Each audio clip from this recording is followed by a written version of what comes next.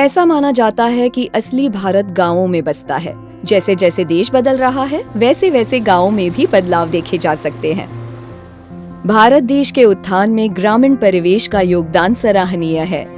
हमारे ग्रामीण परिवेश ने देश की अर्थव्यवस्था में हमेशा से अपना योगदान दिया है, लेकिन कुछ हद तक आर्थिक व्यवहारों के दौरान गांवों में बसे किसानों को कुछ परेशानियों का सामना करना पड़ता है। आज सहकारिता के लोकतांत्रिक व्यवस्था में सहभागी होने के कारण गांव नवप्रवर्तन के लिए आदर्श संस्थान बन चुका है, लेकिन आज भी ग्रामीण परिवेश में कुछ पहलू ऐसे हैं जिनसे ग्रामीण व्यक्ति वंचित है। वित्तीय समावेशन ऐसा ही एक क्षेत्र है जिसे मजबूत करके ये सुनिश्चित किया जा सकता है कि अंतिम छोर पर खड़े व्यक्ति को भी आर्थिक विकास के लाभों से सम्मिलित किया जा सके। ग्रामीण परिवेश में कोऑपरेटिव सेक्टर हमेशा से बुलंदी पर रहा है। इस क्षेत्र के माध्यम से कई सारे लघु उद्योग और बड़े कारखाने भी चलते हैं। इसीलिए आर्थिक परिवर्तन में कोऑपरेटिव सेक्टर की भूमिका को नजरअंदाज नहीं किया जा सकता। भारत में जब भी डेयरी से जुड़े कोऑपरेटिव सेक्टर की बात होती है तो उसमें सबसे पहले अगर किसी राज्य का नाम आता है तो वो है गुजरात। कोऑपरेटिव सेक्टर के माध्यम से कितनी बुलंदियां हासिल की जा सकती हैं, ये गुजरात ने पूरे देश को ही नहीं बल्कि विश्व को दिखाया है। आज गुजरात में आर्थिक क्षेत्र में जो विकास हुआ है, उसके चलते गुजरात में कई सारे सरकारी और प्राइवेट बैंक खुले, लेकिन आज भी एटीएम सेवाओं का लाभ लेने के लिए ग्रामीण परिवेश में रहने वाले किसानों को कुछ दिक्कतों का सामना करना पड़ता है। साथ ही कई किसानों को सही तरीके से इन सेवाओं का लाभ कैसे उठाया जाए, इसकी जानकारी नहीं। खैर, समस्या है तो समाधान भी है। यहाँ जरूरत है उन किसानों को आर्थिक साक्षर बनाने की और उन्हें सुविधाएं मुहैया कराने की। वर्तमान व्यवस्था में गुजरात के बनासकांठा जिले में विभिन्न गैर सहकारी बैंकों के 200 एटीएम हैं। जिले में जो माइक्रो एटीएम हैं, उन्हें या तो स्मॉल फाइनेंस बैंक्स या फिर फिनटेक जैसी कंपनियां चला रही हैं। हमेशा से ग्रामीण परिवेश में रहने वाले किसानों के हित में कार्यरत नाबार्ड ने किसानों को आर्थिक व्यवहार सरल करना कैसे संभव हो, इस पर गौर फरमाया है।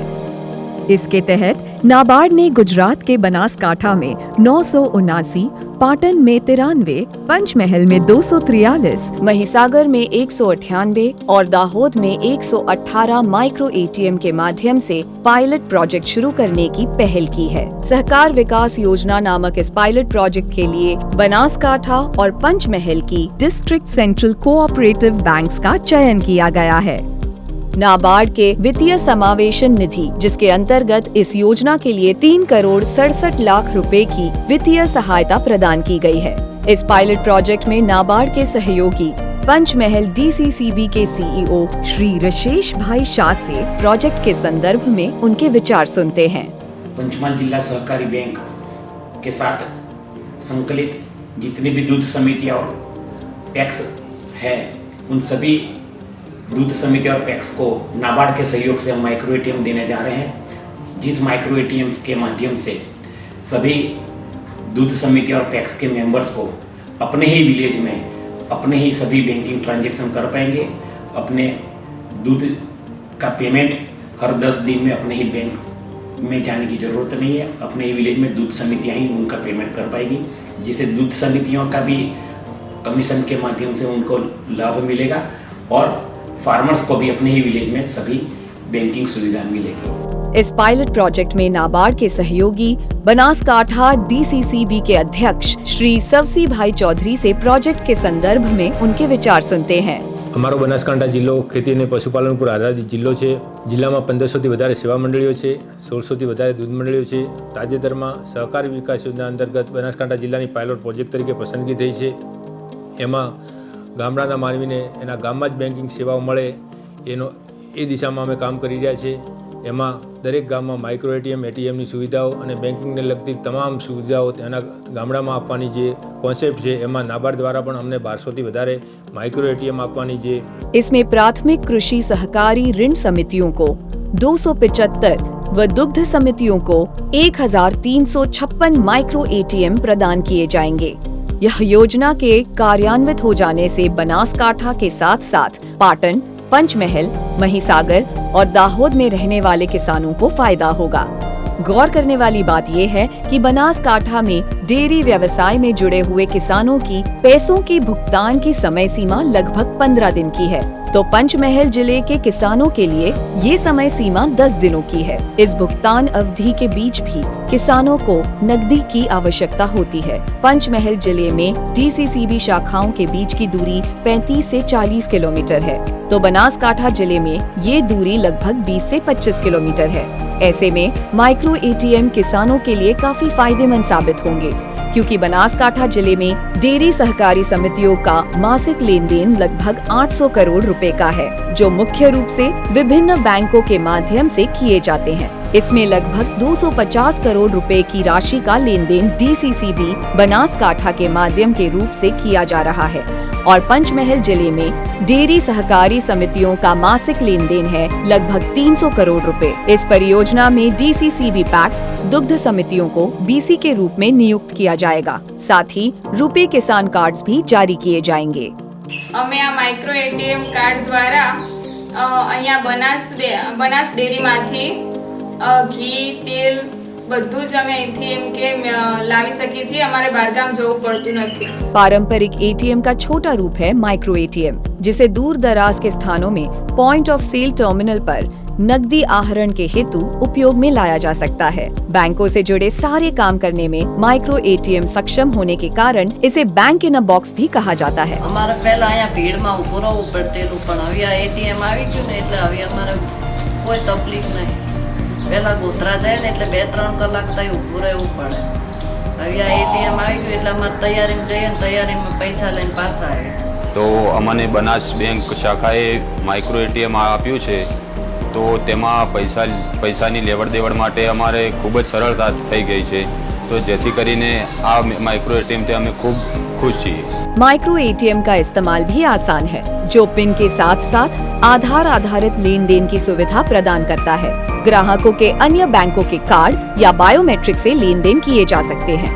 डेयरी किसानों को बैंकिंग से जुड़ी सेवाएं और किफायती दरों में आसानी से मुहैया करवाने के लिए माइक्रो एटीएम का उपयोग किया जा सकता है। इससे होगा ये कि पैक्स और डेयरी सहकारी समितियों को माइक्रो एटीएम के कारण किसानों और डेयरी किसानों के लिए बैंकिंग सेवाओं को आसानी से और तेजी से करने के लिए नया दरवाजा खुल जाएगा। અમારા ડેરીમાં માઇક્રો એટીએમ આવવાથી શાખામાં જવાની જરૂર પડતી નથી। આવત જાવતનો ખર્ચો બચી જાય છે અને ટાઈમ બચે છે। साथ ही माइक्रो एटीएम के माध्यम से पैसों का लेन देन करने पर किसानों और डेयरी किसानों को कोई अतिरिक्त शुल्क नहीं देना होगा। पैक्स और डेयरी सहकारी समितियों को कमीशन और अन्य शुल्क का भुगतान डीसीसीबी द्वारा किया जाएगा। इन सेवाओं के कारण उनकी वित्तीय व्यवहार्यता में सुधार होगा और किसानों पर कोई वित्तीय बोझ नहीं पड़ेगा। इससे डीसीसीबी के माध्यम से लेन देन की मात्रा बढ़ाने में भी मदद मिलेगी। दुग्ध उत्पादन में एशिया की सबसे बड़े dairy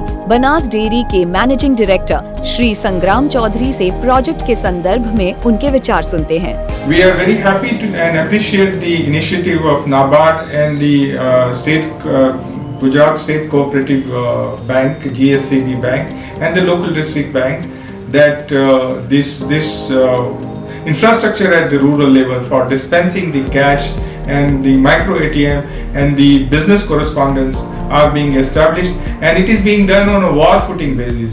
This is a great initiative. We have now connected all the farmers on a digital system, and every month, twice, we are transferring more than 500 crore rupees. More than that, rural credit is the very important factor in the development, socio-economic development of the rural milk producers and agrarian class. सबसे जरूरी बात ये है कि pilot project के कारण बनासकांठा, पाटन, पंचमहल, महिसागर और दाहोद जिलों की दुग्ध समितियां और हजारों किसान सक्षम बनेंगे। साथ ही नाबार्ड के इस प्रोजेक्ट के माध्यम से आर्थिक स्तर पर सबसे निचले पायदान पर मौजूद किसानों को शामिल करना संभव हो पाएगा। इससे आर्थिक साक्षरता और डिजिटलकरण के विजन को हासिल करने में मदद होगी। किसानों को आर्थिक लेन देन करने में आसानी होगी। बैंकों के व्यवसाय और लाभप्रदता को कवर करके बैंकिंग सेवाओं का विस्तार करते हुए अछूते क्षेत्र ग्रामीण क्षेत्रों में विभिन्न सरकारी योजनाओं का प्रचार प्रसार संभव हो पाएगा और सही मायनों में सहकारी ऋण संरचना को मजबूती मिल पाएगी। અમારા ગામમાં પંચમહાલ ડિસ્ટ્રિક્ટ બેંક કોઓપરેટિવની શાખા આવેલી છે। નાબાર્ડ તરફથી અમને માઇક્રો એટીએમ આપેલા છે જે અમારા વ્યાપાર ધંધામાં બહુ ઉપયોગી છે, જે પીડીસીમાંથી કાર્ડ આપવામાં આવ્યા છે, જે કાર્ડ દ્વારા ખેડૂતો પૈસાની લેવડ દેવડ કરે છે અને અમારે यहाँ ખાતર બિયારણ પછી સીડ્સ એટલે દવા જે લેવા આવે તે માઇક્રો એટીએમથી એનું લેવડ દેવડ કરવાની ચાલુ કરેલી છે ને અહીંથી ખેડૂતોને સારો લાભ થાય છે, ખેડૂતોની બચત થાય છે ને ખેડૂતોને ખોટો વ્યય નહીં થતો સમયનો ને ખેડૂતોનો પાક ધિરાણ પણ અહીંયાથી અમે આપવામાં આવીએ છીએ જે એટીએમ દ્વારા એ હોય એનો ઉપયોગ કરીને એનો સદુપયોગ કરે છે। નાબાર્ડ દ્વારા આપવામાં આવ્યું છે, ખરેખર એનો સારો ઉપયોગ થાય છે। इस पायलट प्रोजेक्ट में नाबार्ड के सहयोगी गुजरात स्टेट कोऑपरेटिव बैंक के अध्यक्ष श्री अजय भाई पटेल से प्रोजेक्ट के संदर्भ में उनके विचार सुनते हैं। माननीय प्रधानमंत्री श्री नरेंद्र मोदी साहब द्वारा इतिहास में प्रथम बार केंद्रीय सहकार मंत्रालय की रचना की और उसकी कमान पैक्स से एपेक्स तक सहकार क्षेत्र के निष्णात और अनुभवी माननीय श्री अमित भाई साहब को सौंपी है। केंद्रीय गृह मंत्री एवं सहकार मंत्री श्री अमित भाई शाह साहब की दीर्घदृष्टि, सोच और मार्गदर्शन से सहकार विकास पायलट प्रोजेक्ट को आकार दिया गया है, जिसमें गुजरात एवं गुजरात के बनासकांठा और पंचमहाल जिलों को पसंद किया गया है। इस पहल में तमाम पैक्स, किसान, दूध मंडली और दूध उत्पादक के खाते जिला बैंक में खोलकर उनको सभी प्रकार की बैंकिंग सुविधा देने का आयोजन किया गया है।